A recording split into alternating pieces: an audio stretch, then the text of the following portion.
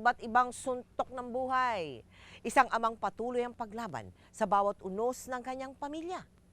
Aakalain ba natin na ang isang taong ito na tila sunod-sunod ang dagok ay mabibiyayaan ng 1,000,000 piso sa kanyang pagsali sa tok-tok-tok 1,000,000 pasok dito sa GMA.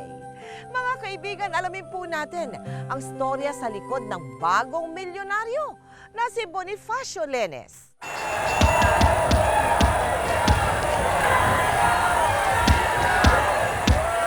Tama na, Boni! Tama!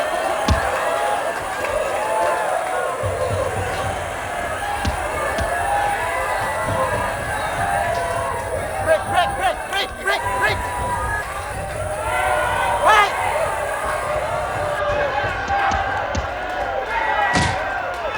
Boni, tama na! Boni, tama na! Boni, tama na! Tama na, Boni! Boni, tama na! Tama na, Boni! Tama na! Tama na, Boni! Tommy Hearns with the white trunks. Yan na.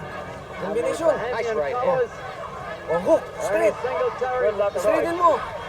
Kuya! Kuya! Hindi na lang. Straight pa. Straight pa. Ayan, straight. Oh, bakit ba eh? Pinig ako ng boxing eh. Kuya, pinapalayas na tayo sa bahay! Ano? Pinapalayas na tayo sa bahay! Knockout for that credibility in the middleweight class. Tay! Tay, bakit kinikpa yung bahay? Binenta na yung sumulupa natin. Eh, akala ko ba atin to? Ano lang yan, Chuyo ko? Nakakabawa ng kapatid ko. Teka, paano niloko? Dahil alam ng Son na hindi marunong magbasa at magsulat si nanay, pinapirma niya sa kasulatan na nagsasabi yung haying na ibenta yung bahay.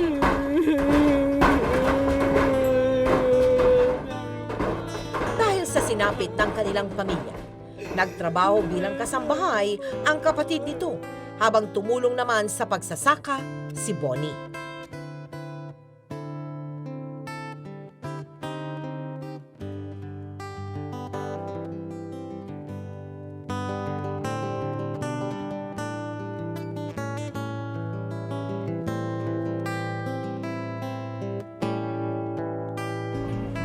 Muli na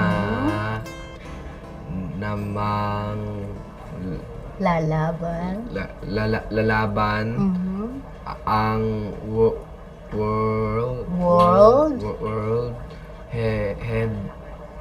heavyweight champion Muhammad Ali para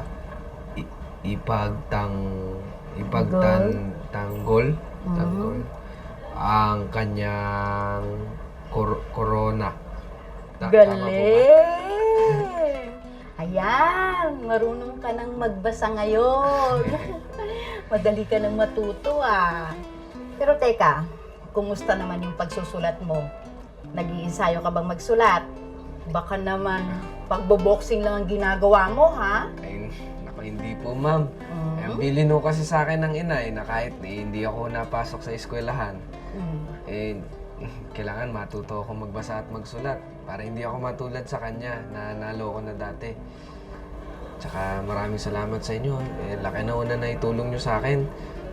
Tinuturuan nyo ako kahit walang bayad kapag sinusundo ang kapatid ko dito. Ay nako, kung alam mo lang, mas natutuwa ako dahil nakakatulong ako sa aking kapwa.